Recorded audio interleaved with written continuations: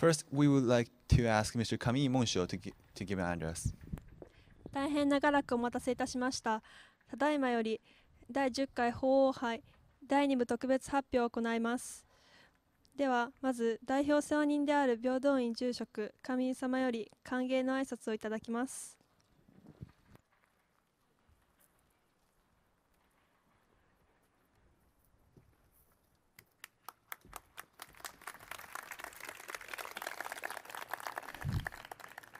皆さんの目の前に広がっているこの建物が世界遺産国宝平等院の鳳凰堂です。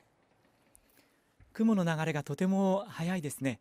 こうやってゆっくりと空を見上げていく、そんな時間というのは私にとっても久しぶりだったような気がしています。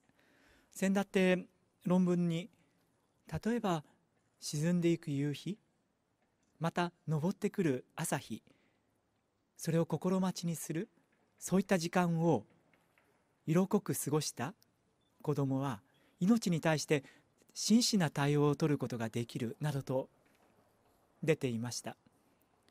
私たちのこの自然体験、この沈む夕日、向こう側に一体何があるのか、皆さんが見ているこの鳳凰堂、1000年間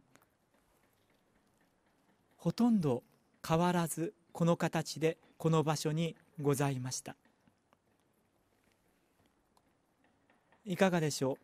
源氏物語、源氏の世界が大変優美だということをよく言われますけれども、あれは物語、二次元の世界であったり、または絵画、絵の中の世界である。しかし目の前に今広がっているこの姿、これはまさに1000年前の人が見たものと全く同じもの。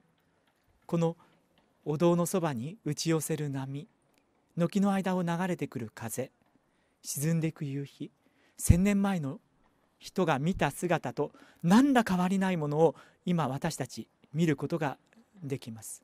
ですからバーチャルでないリアルな世界、1000年前、その時は一体どういう世界であったか、まさに和洋国風の完成、日本的なるものが完成してくる時期です。今日英語のコンテスト、世界に向けて使うツールとしてのまさに英語。しかし私たちのこの言語、日本の言葉、私のお話を英語ナイズして変換して聞いていない？いかがでしょう。この思考、それも言ってみれば英語を使いながら、また他の言語を使いながら、もうすでに日本的な文化にバイアスを受けてしまっているということではないんですか。物事の考え方、寒いなとか、雲が早いなとか、その上で多くの他者との関わりを私たちは持っていく。足元にあるこの私の生き様を世界に発信していくということ。変わらない、でも変わっています。変わらないという幻想、私たちは変わっていくこと、これを恐れてはいけません。確実に変わっていきます。すでに変わってしまったもの、変わらなくてはいけないもの、変わったもの、いかがでしょう。私たちはこの時間の中、変わっていく、この変化していく時間の中に生きていかなくてはいけない。ここの場所でこれから世界に向けてリアルタイムで英語を使ってさまざまな思いを3人の若者が発信してくれます。世界遺産平等院の前、国宝鳳凰堂の前で世界に向けての発信です。どんなメッセージが世界中に広がっていくのか。次の10年、彼らがこの時代を先導していく第一歩をいよいよ踏み出そうとしている時期だと思います。今日の発信、今後10年、そしてさらに10年後、私たちは責任を持って受け止めて、そして今日発信を、勇気を持った発信を私たちこの生き様として今後の生き方に振り向けていきながら、若者とそしてそれを支える私たちと共に次の時代を作っていきたいと思います。ではいよいよ世界遺産平等院鳳凰堂の前での英語のスピーチが開始されます。皆さん平等院にご参集いただきまして本当にありがとうございます。これはまさしく命の次の世代への継続継承、このことを確信し、そしてそれを進めていかなくてはいけないという私たちのきっと今日が決意の表明の一つではないかと思います。いかがでしょう。月が出たら今日は10年ぶりの月食です。10年後皆既月食、その時まで見ることができないと、今日この時満月が新月になりまた満月に戻る夕刻鳳凰堂では英語のスピーチよろしくお願いいたします。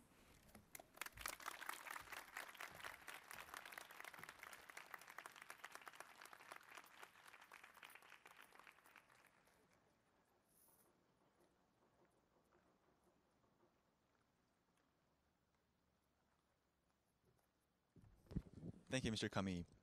Now let's begin the speech with Miss Kantamai from Sakurano Seibo Gakuin Chugakko in Fukushima. The title of the speech is Fight for Fukushima.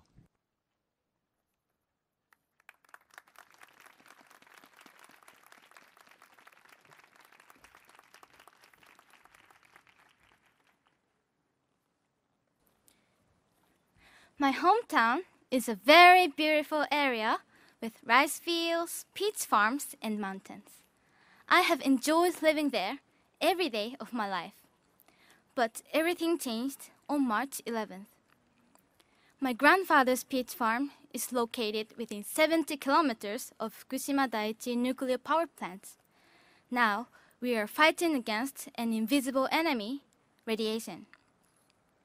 In Fukushima, where I live, many farmers are working in the fields as usual. But some of them have stopped selling their crops. They can't be sold well because of the rumors about radiation. I would like to let you know more about our situation in Fukushima. Peaches grown in Fukushima are still being sold, but the real problem is the customers' anxiety. The amount of radiation is said to be safe for human beings. Yet, even if just a small level is shown, people will always worry. Although peaches sold well in Fukushima until the beginning of August, things completely changed after the Obon holidays. Workers in the market said that there were no sales. I was very sad to hear this because this year's peaches were quite good. My mother's friends in Osaka told her that they would sell crops from Tohoku. I decided to sell peaches there that were grown by my grandparents. A few customers worried about radiation, but many of them bought peaches to help Fukushima. People in Japan often say, "We can't live alone." I felt then that we could not survive without support from others. After the earthquake, we Japanese were praised for our kindness and order by the overseas media. In fact, everyone in my neighborhood thought of the people around them. We cooperated by sharing groundwater with our neighbors or sharing information with each other. Nobody got angry at long lines for gasoline. Stores were not robbed. Keeping good relations with those around us is a long-established custom in Japan, and it is important to maintain it. However, when the news about Fukushima spread around Japan, people's feelings toward us changed. We were not victims of disaster anymore. We became carriers of radiation. Cars from Fukushima were vandalized in other prefectures. People from Fukushima were turned away from open hotels. Some students from our school moved out of Fukushima. They could not make new friends at first because other parents thought our students were infected. I was disappointed that the people from the same country could turn against each other like that. I love my hometown of Fukushima. The people of Fukushima are fighting quietly without being discouraged by adversity. I am proud of them and proud to be with them. In the future, I hope to become a police officer to help people in need. My love for Fukushima has grown through this disaster. I will always fight for Fukushima, the city that I love. Thank you.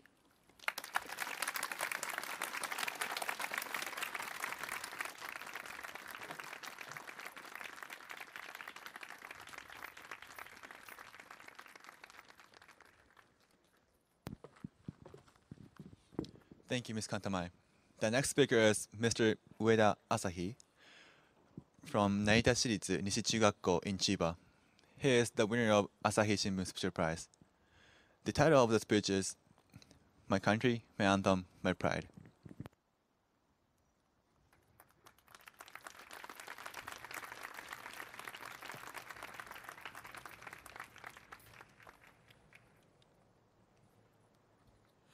Bayang magiliw, pernasan silangan ng alam ng puso sa didi mo'y buhay. This is the beginning of the Philippine National Anthem, where I lived for 5.5 years. During that time, I've heard the national anthem a lot of times until I completely memorized the lyrics.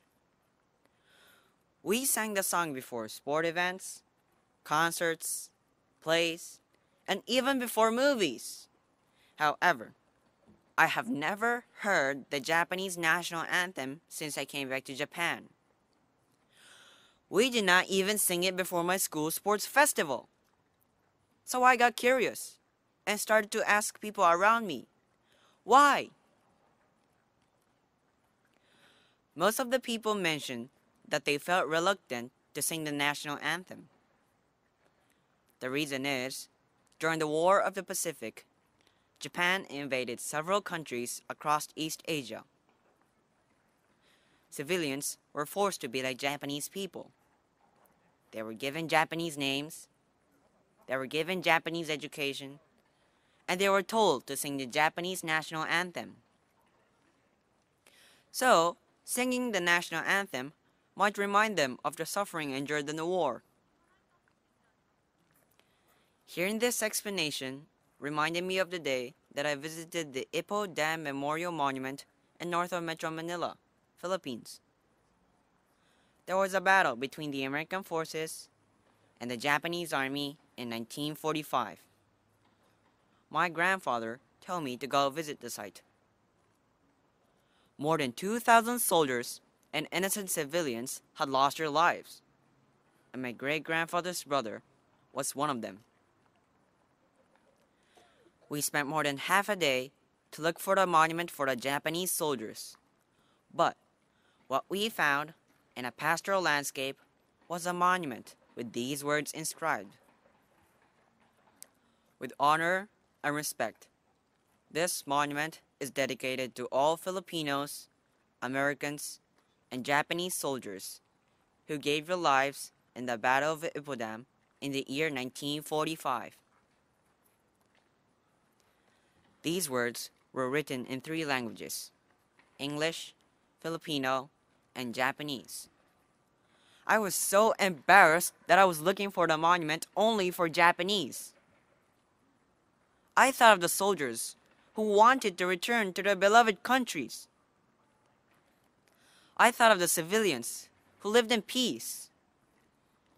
I thought of the motherland turning into a battlefield. I thought it was terribly sad that people living on the same planet were fighting each other here. I received friendship, love, and kindness from the Philippines. I think each and every Japanese have to be a person with full of friendship, love, and kindness that can be respected by other countries' people, despite the tragedies of the past. Then, maybe everyone could sing the national anthem with pride, like other countries do. And I believe that this is the best way to return a favor that I owe. That is my task for the future. Thank you very much.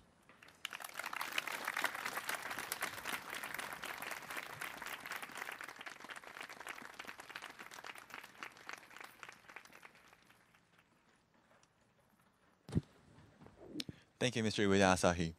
The next speaker is Mr. Shreyas Pradhan from 岡山市立京山中学校 in Okayama. He is the winner of grand prize. The title of the speech is Say No to Nuclear Power.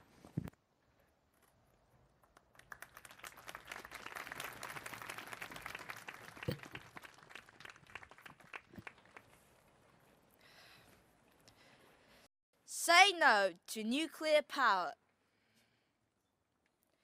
I believe the time has come to make this message loud and clear. The question now should not be whether or not nuclear energy is cheap or clean, but rather how we can survive in a nuclear-free world. Japan witnessed the horrors of nuclear devastation in Hiroshima and Nagasaki. Then there was a radiation meltdown in Chernobyl and now in Fukushima. How many more of these disasters must we withstand before we say, enough is enough? Isn't the answer blowing in the wind? At a time like this, it is easy to make excuses and point fingers at others. But let us place blame where it belongs, on us. People in Japan, especially those in big cities, live in great comfort and convenience. We have a transportation system that the world envies. There are supermarkets which are brightly lit and air-conditioned throughout the year. We take it for granted that there are convenience stores at practically every other corner of any street. We complain when we fail to find a vending machine next to our apartment. However, what we have forgotten is that all these luxuries come at a price. Each comfort we ask is an excuse for government and industry authorities to convince us that nuclear power is necessary for Japan. I'm not saying that we should go back to the Stone Age and live like cavemen in order to conserve energy. Last winter, when I visited my country, Nepal, there was electricity for only 10 hours each day. Of course, life was harder there, but it wasn't impossible. Not having power was inconvenient, but I don't think it was miserable. Do you think people in third world countries are worse off than those of us in Japan? I don't think so. At least a mother there doesn't have to worry about whether the milk that her child is drinking is radiation-free. At least the kids running in the playground aren't bothered about whether the soil under their feet is harmful to their health. Now that's what I think is real comfort. What we can learn from a country like Nepal or any other third world country is how to live within one's means. The disaster in Fukushima is one of the largest tragedies in Japan, which I wish had never happened. However, every cloud has a silver lining. If there is one positive message from this calamity, it might well be physical comfort and convenience are not the only things that matter in our lives. As a young person, I believe that now is the time for us to change our perception and priorities in life. Let us make sure that we provide our basic needs in a nuclear-free world. If not us, then who? If not now, then when? Thank you.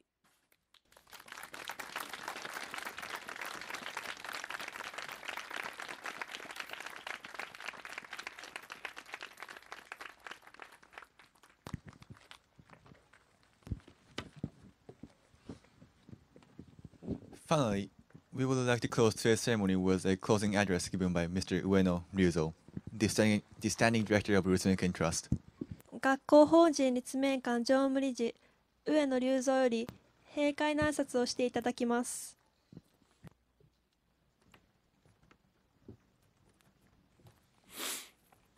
皆さんこんばんは。ただいまご紹介いただきました学校法人立命館の、一貫教育担当常務理事をいたしております、上野と申します。第10回法杯、全国中学生英語スピーチコンテストの閉会にあたりまして、立命館学園を代表して一言ご挨拶申し上げます。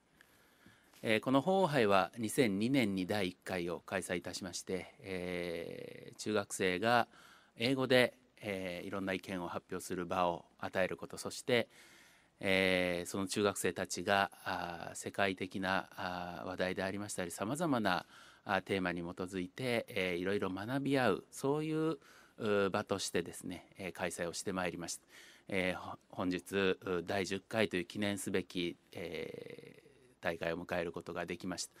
でその第10回にふさわしく、全国から393名の応募を得てですね、非常に大きな全国規模の大会に成長したなというふうに嬉しく思っております。本日この場で発表をしてくれた代表の諸君は3名でしたけれども、本日本当に全員レベルの高い発表をしてくれました。で、今年はですね、3月の東日本大震災ということも踏まえまして、未来へと For the Future というテーマで、開催されましたけれども、まさしく未来を担うにふさわしい、未来を担うべき中学生らしい視点で、そして中学生らしい率直な意見を発表してくれたというふうに感じております。その英語を一生懸命今勉強して、そしてここで発表してくれている中学生の皆さんに一つ申し上げておきたいのは、英語をうまくなるということがゴールではないということです。そのうまくなった英語を使って何をするかということは非常に大切です。ぜひ、英語でいろんなことができる、そのいろんなことの中の自分は一体何をしたいか、何をしようと思うかということを考えながら、これからも英語の勉強を続けていってもらいたいというふうに思います。本日はですね、ご好評いただきました審査委員長の東郷克明先生はじめ、審査員の方々、そして関係者の皆様、本当にありがとうございました。心より御礼を申し上げます。そして何より本日のこの舞台をご提供いただきました平等院住職の上井門生様、そして平等院の関係者の皆様に心より御礼を申し上げたいと思います。最後になりますけれども、今回第10回を迎えさせていただきました法杯、今後20回30回と回を重ねていけますよう、そしてさらに大きな大会となることができますよう、今後とも皆様のご協力ご指導をお願いいたしたいと思います。以上をもちまして私からの閉会のご挨拶とさせていただきます。本日はありがとうございました。